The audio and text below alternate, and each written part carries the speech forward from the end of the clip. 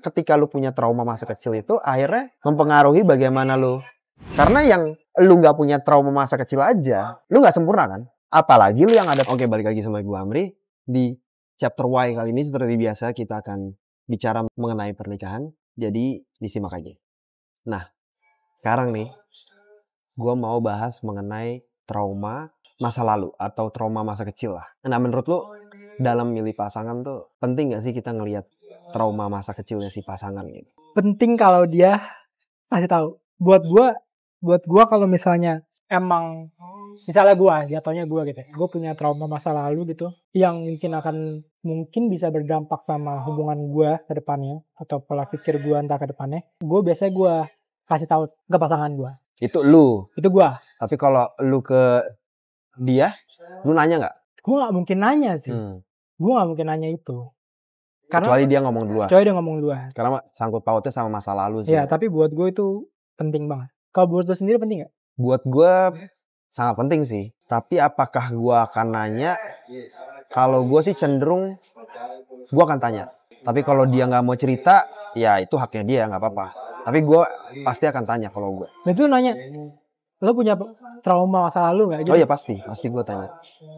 Gue nggak nanya mengenai kayak dia sama pasangannya dulu gimana ya. Sebenarnya gue lebih pentingnya tuh trauma masa kecilnya dia. Kalau bukan trauma dia sama pasangannya dia dulu ya. Kalau dia pernah pacaran bukan. Tapi banyak loh yang trauma. Oh iya banyak. Cuma kalau untuk pasangan, khusus mengenai pasangan, gue kayaknya gue nggak mau tahu gitu loh kalau yang itu ya. Kalau bisa gue nggak tahu.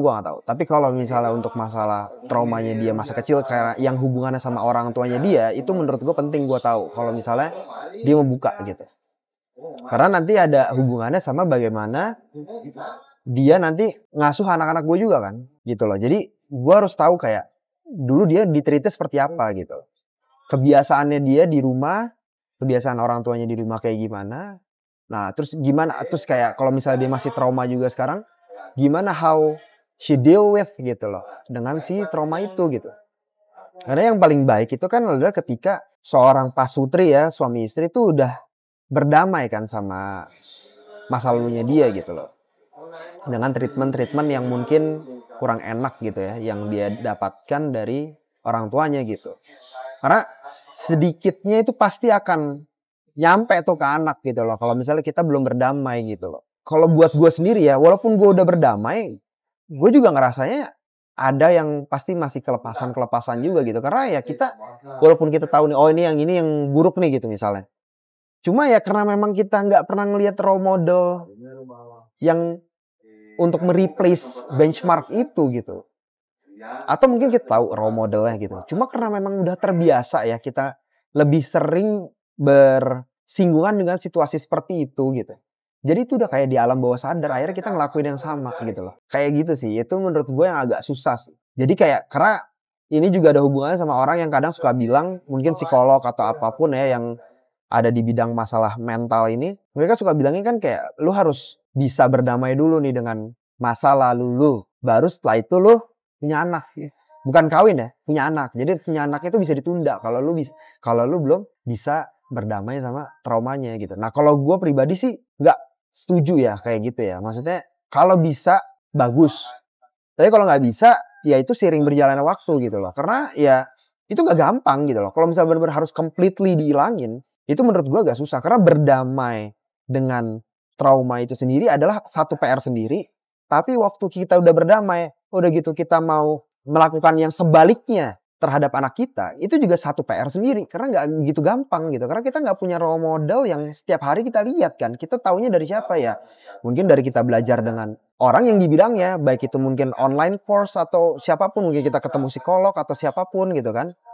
Ya itu kan pelajaran baru lagi. Sedangkan sesuatu yang udah kita sering encounter gitu ya, maksudnya yang sering kita lihat gitu di rumah kita selama ini puluhan tahun ya kayak gitu kan. Nah itu tuh susah gitu loh. Walaupun kita udah tahu itu salah gitu.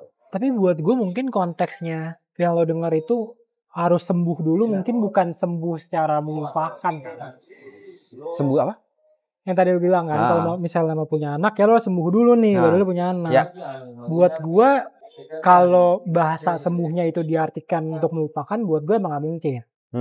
Tapi kalau sembuhnya itu diibaratkan kayak dia sudah mengikhlaskan masalah itu atau apa ya, kayak bukan melupakan. Kalau apa gue ya, karena ngertinya, sorry gue potong ya. Gue karena ngertinya dari statement itu adalah lu harus completely berdamai, itu artinya lu tidak melakukan hal buruk itu lagi. Sorry, bukan hal buruk itu lagi. Tidak melakukan hal buruk yang dulu lu di-treat ke anak lu. Completely, bener-bener gak sama sekali. Itu maksudnya yang gue ngerti. Karena lu sudah berdamai, makanya lu harusnya bisa untuk melakukan the opposite, yang sebaliknya, yang baiknya. Nah, menurut gua berdamai sendiri dengan diri kita terhadap apa yang udah dilakukan ke kita itu beda sama waktu kita tuh mau ngajarin anak kita gitu loh.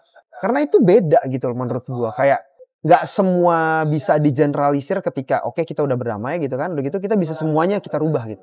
Mungkin iya bisa, ada beberapa bisa, tapi nggak semuanya menurut gua.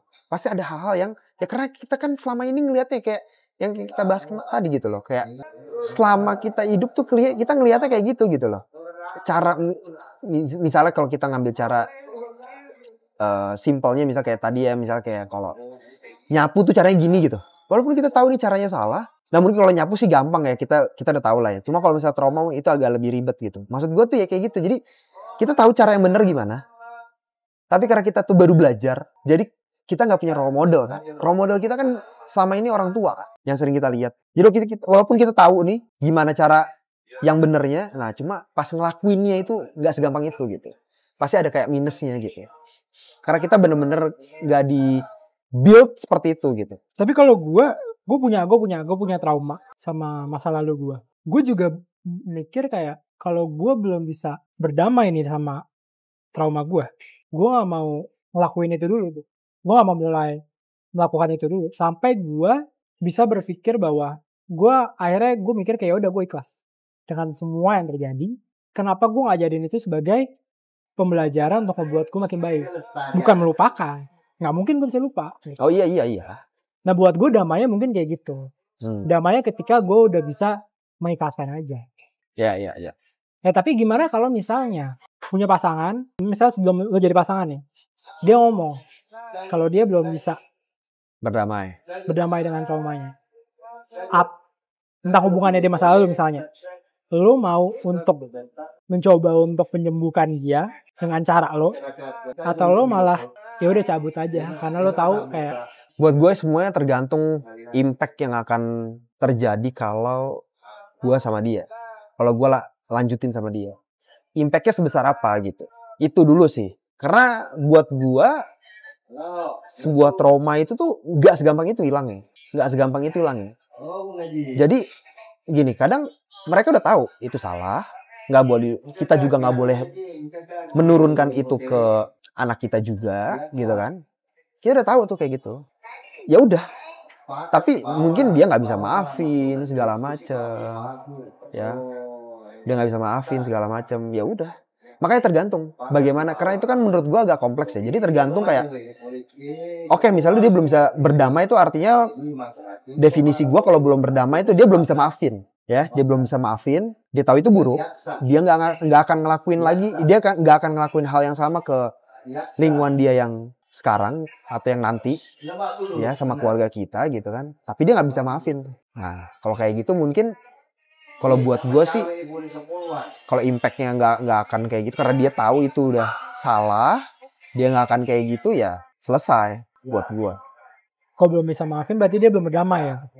Nah makanya itu berarti kan artinya belum berdamai kan? Belum. Iya. Tapi kalau misalnya dia tahu dia nggak akan ngelakuin kayak gitu ke anak-anaknya, ya, atau ke kehidupan kita nanti gitu, oh ya udah.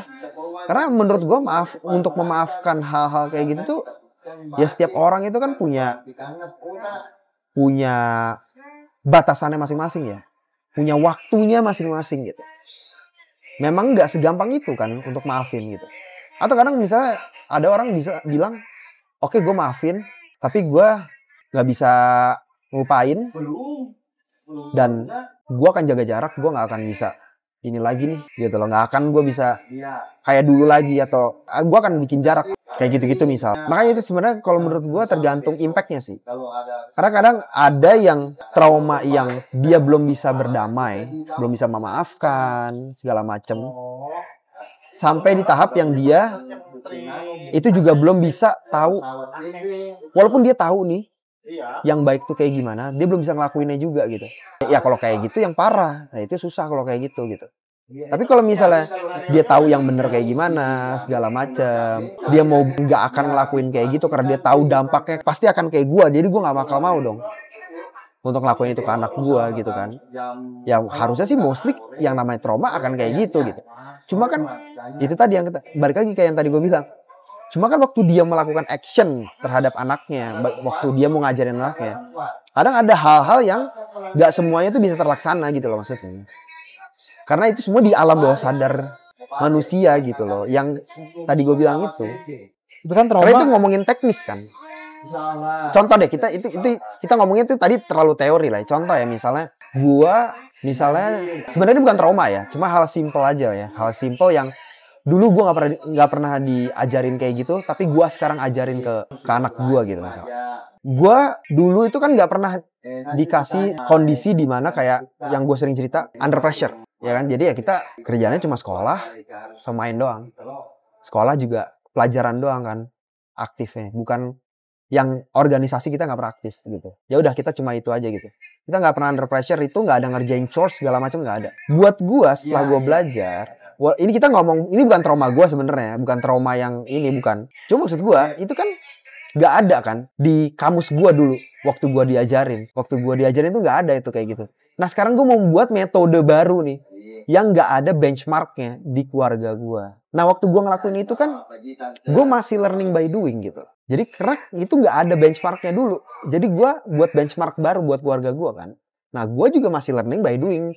Dari mana ya? Dari gue belajar sama orang. Oh harusnya begini, sepertinya harus begini. Ya terus gue ngelakuin langsung ke anak gue gitu. Nah itu kan teknis kayak gitu itu kan gak bisa sempurna juga. Karena kita juga gak belajar dari orang yang sudah berhasil ngelakuin itu gitu. Yang mana harusnya itu datangnya dari keluarga gue sendiri gitu loh. Gitu. Nah itu yang menurut gua hal-hal kayak gitu, walaupun itu bukan trauma gua ya, cuma maksudnya hal-hal kayak gitu yang menurut gua, karena kita nggak punya benchmark, kita nyari benchmark baru kan. Nah karena kita memulai hal baru itu yang menurut gua pasti akan ada miss di situ gitu. Iya, tapi kalau gua sih mikirnya trauma itu mungkin tingkatannya beda-beda kali ya. Iya. Kalau gue pribadi sih, gue pernah punya trauma masa lalu, untuk ngilanginnya aja mungkin sekitar 5-6 tahun. Baru gue bisa berdamai gitu, atau gue mengikhlaskan. Karena buat gue, kalau gue di posisi yang misalnya gue udah hadapin gue bisa punya pasangan tapi dia punya trauma yang belum dia selesaikan gitu ya. Apalagi tentang masalah pasangan gitu ya. Kalau gue mendingan gue ngalanjutin. Karena kalau masalah pasangan. Ya. Kalau buat gue, tapi kalau anak kan gue nggak tahu ya. Kalau anak kan gue belum jadi orang tua ya. Karena buat gue, ujung-ujungnya dia akan ngungkit itu ke gue gitu. Ujung-ujungnya gue cuma. Ya itu karena makanya ada impactnya ke lu kan. Iya. Ujung-ujungnya itu cuma jadi gue cuma jadi pembanding doang gitu loh. Karena dia masih ada hal yang belum dia selesai. Ya ibaratnya gue gak mau kalau lo sakit sama orang lain bisa nyembuhin. Buat gue tuh gak bisa. Paling simpel sih sebenarnya yang nyambung tuh kayak masalah itu fatherless. Yang nyambung ya, contoh konkretnya tuh kayak fatherless. Jadi peran bapaknya gak terlalu besar di keluarganya, baik anak laki atau anak perempuan, akhirnya bingung waktu dia jadi orang tua. Karena dia gak pernah punya figur ayah atau ibu yang bener-bener involve. Jadi waktu dia mau involve banget di keluarganya, karena dia tahu yang kemarin tuh kayaknya kurang tepat gitu. Nah lu memulai jalan baru nih. Lu harus belajar. Nah kayak gitu-gitu. Akhirnya yang lu terapin itu gak akan sesempurna itu. Karena lu belum punya success story-nya dari orang tua lu. Emang gak perlu sempurna sih buat gue. Hah? Buat gue emang gak perlu sempurna sih. Iya, maksud gue bukan sempurna gimana. Maksud gue tuh kan tadi yang kita mau bahas itu karena ketika lu punya trauma masa kecil itu akhirnya mempengaruhi bagaimana lu bertindak ke depan kan. Pasti. Nah itu maksud gue. Karena yang lu gak punya trauma masa kecil aja, lu gak sempurna kan? Apalagi lu yang ada trauma. Walaupun lu tahu yang baik kayak gimana, itu pasti gak akan sempurna juga. Makanya gue tadi bilang, gue gak setuju sama orang yang ngomong tadi. Harus didamain dulu. Harus completely off gitu maksudnya. Itu yang gue gak setuju. Kalau dalam proses berdamai segala macam, by the time gitu ya dia itu sendiri, menurut gue itu menurut gue lebih make sense gitu. Oke, jadi segitu dulu. Semoga aja lo dapat insight baru mengenai trauma ini. Jadi kalau lo ada pendapat lain boleh komen ya.